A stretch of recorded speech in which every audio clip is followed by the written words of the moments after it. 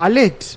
Our intel has also informed us that our legal barrier coordinator, Honorable Agents Gumbo, is also among those being targeted by the regime after addressing the media following the bail ruling of our chief administrator, Senator Jimson Timber, and the Ivondale 78. Ashperi mushe zvonzi aiwa Agents Gumbo vari under the hand vari kutsvakiwa sematsvakiro okuita Osalo Ziziba naAmos Chibaya vachinzi vakomana vaya kutogwa kuri kunzi nevanhu inenge abduction alert. Sandaendera mberi nemashoko abuda nyongo panapa Citizen Coalition for Change page ravo notibva subscribe like otina on the bell icon. Vanoendera mberi vachiti like former CCC deputy spokesperson Honorable Gift Osalo Ziziba and Honorable Amos Chibaya, Honorable Gumbo is being hunted by security agents.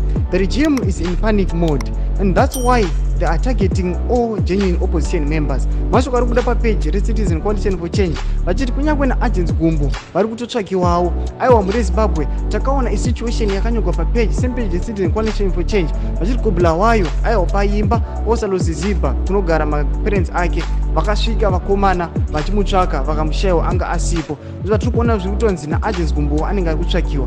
Mashoko ari kubuda pana papage reCitizen Coalition for Change. Tiudze mafungiro enyu munoti kudii pamusoro pemashoko avari kutaura uye nemashoko ekutsvakwa kuri kuitiwa vanhu veopposition zvichinzi semanyorera vachiti aiwa vari kutya mamassive protest angarongewa nevakomana ava. Pinai comment section medu mutidze mafungiro enyu, usano subscribe, kulike